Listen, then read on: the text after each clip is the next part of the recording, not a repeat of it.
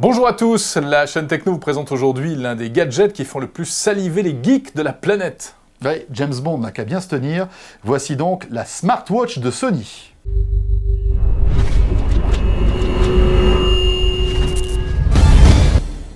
Voilà, on vous l'avait promis, ce joujou qui a été présenté il y a quoi, un peu plus d'un mois par Sony, en même temps que toute une gamme de nouveaux smartphones. Et qu'on avait vu en avant-première, rappelle-toi, à Barcelone, Ouais. pour le GSM World Congress. Bon, on s'en est fait prêter une et on a essayé de comprendre comment ça marche. Ouais. Et croyez-moi, cet été, sur la plage, vous allez pouvoir frimer si vous achetez cette montre. Parce qu'en fait, c'est déjà un produit pour frimer, on est d'accord. Ah oui. Parce que tout de suite, on voit que cette montre est un peu particulière. On peut peut-être la confondre de loin avec l'iPod Nano, tu sais, d'Apple, qui se connecte en fait au poignet.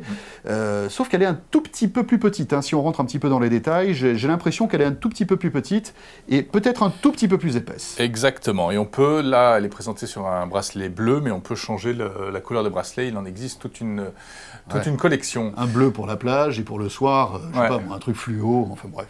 Bon, alors en fait, quand vous achetez cette montre, vous l'avez compris donc, il vous faut absolument avec un smartphone Android, sinon ça ne sert à rien. Ce n'est qu'un prolongement du téléphone mobile. Bon, à quoi ça sert? Eh bien, en fait, il s'agit de déporter sur ce petit écran que vous aurez toujours au poignet certaines fonctions du téléphone.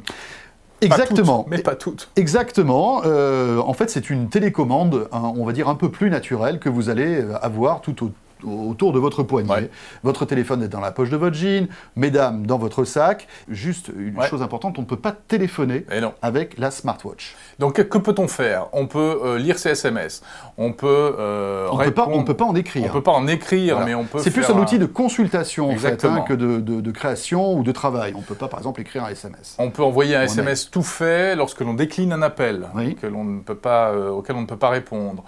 On peut consulter son compte Facebook, on peut consulter ses messages Twitter, on peut télécommander sa musique.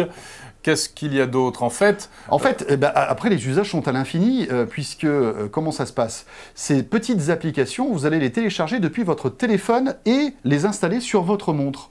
Ce qui fait que toutes les applications que vous allez télécharger spécifiquement pour la smartwatch seront déportées sur l'appareil. Attention, il faut quand même bien comprendre que ce ne sont pas les applications qu'il y a sur votre téléphone Android, par exemple l'application Twitter ou Facebook, qui va faire fonctionner la montre. Il va falloir que vous installiez un petit programme au départ, qui est très facile lorsque vous appairez la montre en Bluetooth, qui va installer ce programme. Et après, vous avez toute une sélection de mini-programmes que vous allez télécharger sur le Google Play Android, tout simplement. Voilà, donc c'est à la fois ce qui fait sa puissance, le fait qu'il y ait toutes ces fonctions, et en même temps, c'est ce qui complique un peu les choses, parce que du coup, ça fait des tas de petits bouts de programme à installer. Bon, c'est pas très compliqué. La mise en route, malgré tout, on n'a pas adoré. Oui, parce que en fait, l'appairage, vous savez que lorsqu'on veut appairer un téléphone Bluetooth avec un appareil Bluetooth, parfois c'est un peu compliqué. Là, il se trouve que en fait, la manipulation a été assez facile, mais au bout d'un moment, la montre perdait la connexion Bluetooth. Donc on a été obligé de le faire plusieurs fois. Enfin déjà, avant ça, il faut déjà télécharger et installer 2 programmes qui vont vous permettre de communiquer avec la montre. Ensuite, l'appairage dont tu parles, qui marche quand il a envie. Et ensuite, il faut donc paramétrer les différentes applis dont on parlait tout à l'heure. Bref, ça fait quand même une sorte de parcours du combattant. Oui, mais Jérôme, ça fait partie de la vie d'un geek quand même, d'installer des trucs, de bidouiller, etc. Bon, au bout d'un moment, visiblement, ça fonctionne.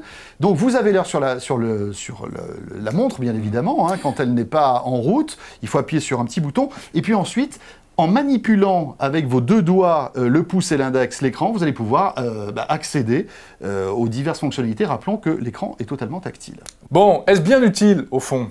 Ah, ça c'est la bonne question. Encore une fois, tout dépend qui vous êtes et quel profil vous avez.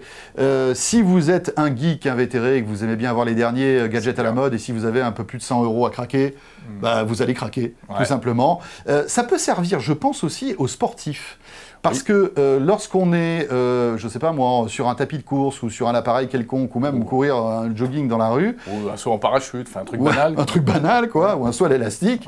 Eh bien, le fait d'avoir les commandes principales déportées de votre montre, Voilà, sans en tout cas de devoir votre sortir son téléphone. c'est plutôt pas mal parce qu'on peut lire les SMS qui arrivent. Alors, on peut pas y répondre directement, mais au moins on peut être informé de ce qui arrive. Voilà. On a voilà, les statuts Facebook, etc. des potes. On peut écouter la musique. Donc, on va dire que voilà, si on Là, est c'est sportif, ça peut avoir un intérêt. Bon, sinon, honnêtement, c'est quand même pas incontournable. Hein. C'est-à-dire que Non. ça n'apporte aucune fonction indispensable à un téléphone mobile. Tout à fait, mais on le disait tout à l'heure, c'est peut-être une tendance qu'il va falloir creuser, ça. Alors, il y a cette montre Sony... Hein, donc là, j'essaie de la rallumer, parce qui vient de qu'elle s'est sortir. éteinte. Peut-être plus de batterie déjà. Donc il y a cette montre, mais il y a d'autres montres un peu comme ça étonnantes qui sont disponibles sur le marché. Ouais. À noter que celle-ci est peut-être la plus aboutie, hein, celle de Sony. Et on peut imaginer peut-être que demain, d'autres accessoires plus compatibles avec d'autres smartphones arriveront. Ouais, enfin, il y en a une autre qu'on n'a pas testée qui s'appelle la iWatch, qui elle est compatible à la fois Android et iPhone. Donc c'est plutôt pas mal, mais malheureusement, ils ont visiblement des soucis d'approvisionnement. Hein. Donc on ne l'a pas encore eu entre les mains, la iWatch. Voilà pour ce qu'on pouvait dire concernant cette smartwatch. On le disait, son prix à peu près une centaine d'euros, hein, Jérôme. Ouais. Et donc pour frimer cet pour été. aller frimer sur la plage. Mais bon, si vous n'êtes pas plus geek que ça, c'est peut-être pas la peine de dépenser cet argent.